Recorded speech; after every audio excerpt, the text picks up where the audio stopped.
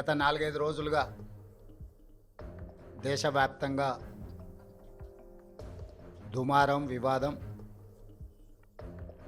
వాదనలు, ప్రతివాదనలు, ఆరోపణలు, ప్రత్యారోపణలు జరుగుతూ ఉన్నాయి. దానికి Gautam Adani group of companies కేంద్ర బిందువుగా ఈ చర్చలు కొనసాగుతున్నాయి. ఈ చర్చల సందర్భంగా అప్పుడప్పుడు, ముఖ్యంగా మొన్న మహారాష్ట్ర ఎన్నికల సందర్భంగా పాత్రికేయ మిత్రులు శ్రీ రాహుల్ గాంధీ గారి పత్రికా సమావేశంలో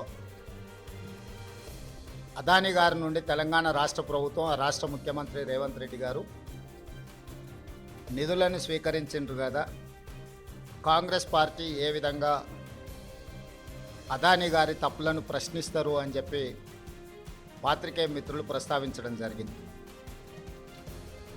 పాత్రికేయ మిత్రులకు చాలా సందర్భాలలో నేను వివరణ ఇచ్చిన, రాహుల్ గాంధీ గారు కూడా విస్పష్టంగా ఒక అంశాన్ని ప్రస్తావించారు. చట్టబద్ధంగా, రాజ్యాంగబద్ధంగా రాష్ట్ర ప్రభుత్వాలు కానీ కేంద్ర ప్రభుత్వాలు కానీ ఏదైనా అంశంలో టెండర్లు పిలిచినా, ఏదైనా అంశంలో పెట్టుబడులు పెట్టడానికి అవకాశాలు కల్పించినా అందరికీ సమానమైన అవకాశాలు, అందరూ పోటీ పడే విధంగా నిబంధనలను తయారు చేసి నిబంధనల మేరకు టెండర్లను నిర్వహించి అందులో ఎవరు ఆ టెండర్లలో రాణిస్తే వాళ్లకు కాంట్రాక్ట్లు ఇవ్వడం కానీ, లేదా ఏదైనా పనులను కేటాయించడం కానీ,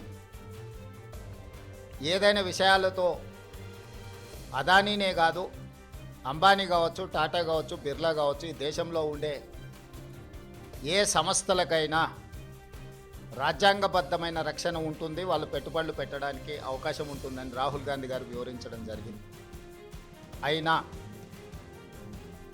జర్నలిస్టులు కావచ్చు, రాజకీయ పార్టీలు కావచ్చు, పదే పదే తెలంగాణ రాష్ట్ర ప్రభుత్వానికి ప్రతిష్టాత్మకంగా తెలంగాణ రాష్ట్ర ప్రభుత్వం భావించి ప్రారంభించిన యంగ్ ఇండియా స్కిల్స్ యూనివర్సిటీకి కార్పస్ ఫండ్ కింద రాష్ట్ర ప్రభుత్వం నిధుల స్వీకరణ కోసం చేస్తున్న ప్రయత్నంలో భాగంగా చాలా సంస్థలు ముందుకొచ్చి రాష్ట్ర ప్రభుత్వం ప్రారంభించిన ప్రతిష్టాత్మకమైన యంగ్ ఇండియా స్కిల్స్ యూనివర్సిటీకి నిధులను ఇవ్వడం జరిగింది.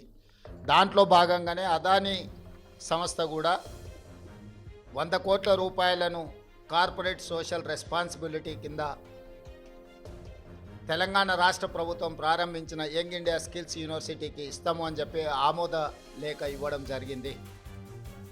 ఈ అంశాన్ని ప్రస్తావించడం ద్వారా అదేదో అదానీ గ్రూప్ తెలంగాణ రాష్ట్ర ప్రభుత్వానికో ముఖ్యమంత్రి గారికో అప్పనంగా 100 కోట్ల రూపాయలు ఇచ్చినట్టుగా అనవసరమైన చర్చలకు, రాద్ధాంతానికి తావిస్తున్నది.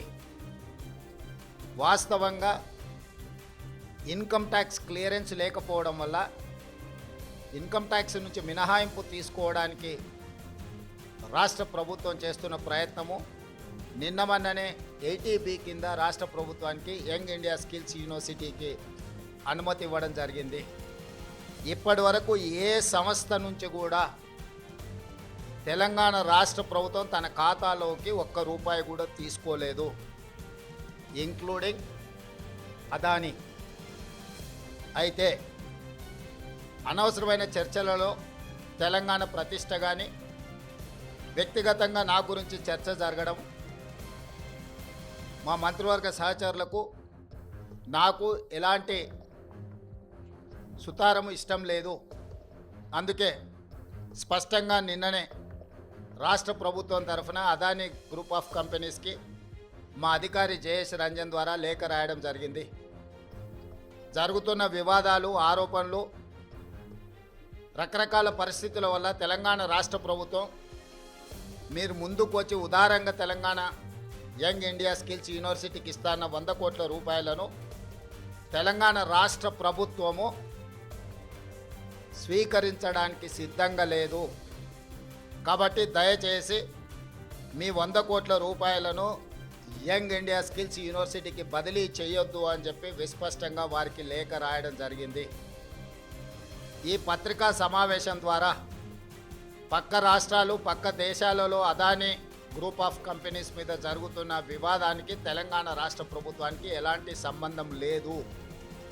అదేవిధంగా ఒక గొప్ప ఉద్దేశంతో లక్షలాది తెలంగాణ నిరుద్యోగ యువకులకు సాంకేతిక నైపుణ్యాన్ని నేర్పించడం ద్వారా ప్రపంచంతో పోటీ పడాలన్న ఆలోచనతోని యంగ్ ఇండియా స్కిల్స్ యూనివర్సిటీని ప్రారంభించినము. ఒక సదుద్దేశంతో ఒక గొప్ప ఆలోచనతో ప్రారంభించిన యూనివర్సిటీ వివాదాలకు లోను కావడం నా మంత్రివర్గ సహచరులకు నాకు తెలంగాణ రాష్ట్ర ప్రభుత్వానికి ఇష్టం లేదు. అందుకే తెలంగాణ రాష్ట్ర ప్రభుత్వము అదానీ సంస్థ నుంచి 100 కోట్ల రూపాయలను స్వీకరించకూడదు అని నిర్ణయం తీసుకున్నది. ఈ విషయాన్ని మీడియా మిత్రుల ద్వారా సమాజానికి మేము చెప్పదలుచుకున్నాము. అనవసరమైన వివాదాలలో మా రాష్ట్ర ప్రభుత్వాన్ని మమ్మల్ని లాగొద్దు అని చెప్పి మీడియా మిత్రులందరికీ కూడా నేను సూచన చేస్తున్నా. రాజకీయ పార్టీలకు కూడా నేను సలహా ఇవ్వదలుచుకున్నా.